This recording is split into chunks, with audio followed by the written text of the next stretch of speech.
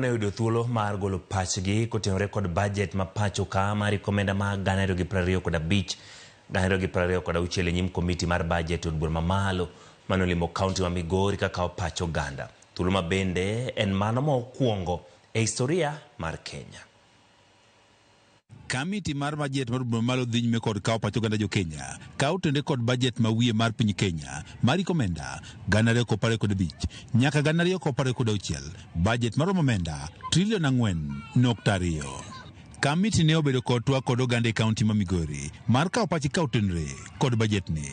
Their contribution, we are going to take them into consideration, not even for this financial year, but as leaders of Migori now, it will give us an opportunity so that if another window is opened for us, instead of thinking ourselves, we can go to the document, today's document, and pick particular project where the public proposed. If there is fund, they can be done. Let people not panic. This CBC system is working very well, and we are sure it will be funded fully by this committee. Kao pogore kod oganda mawuok e sectors mopogore rawere ma igitini 18 kata nyithindo bende ne oyudo thuolo mar golo pachgi e wi bajet ni. The government of Kenya and the parliamentary committee has involved these 6 children in the budget making process for the first time. Maoni mag nyithindo onego bed omi priority nikech thorne oherni jomadongo ema wuoyo kitimo public participation. En kinde mokwongo bende koro piny owacho chiwo thuolo nyithindo mondo koro gol pachgi kawo tende kod bajet ma pacho kae.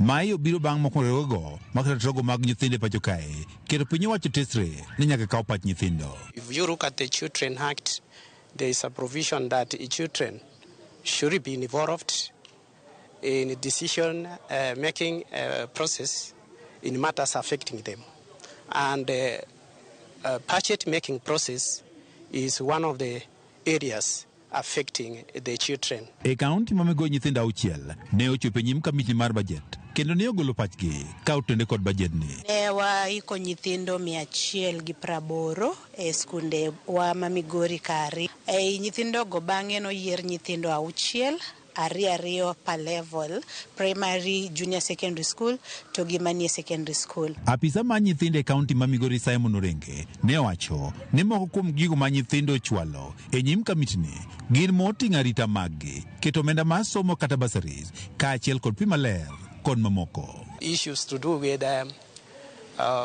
bursaries for JSS class.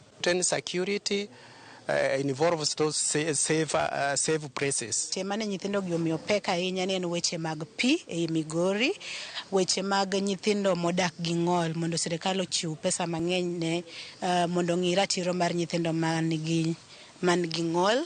Bende ne ging'iyo weche mag food security mondo one ni nyithindo yudo chiemo maber. Jor bura makura West Mathias Rob mane otelo ne jokanyo e kamiti ni wacho ne giyudo paro mowuok oganda mawuok e kar chung' mago bura boro duto e kaunti ma Migori ka omedo ni pacho pinygi idhi nywande bajet no. It was best we have got all the submissions from all the constituencies, which are 8 for Migori County, and we have written them. Dwaro nitiere mondo kaunti bende koro kawo pach nyithindo kawo tende kod bajet margi e higa ka higa.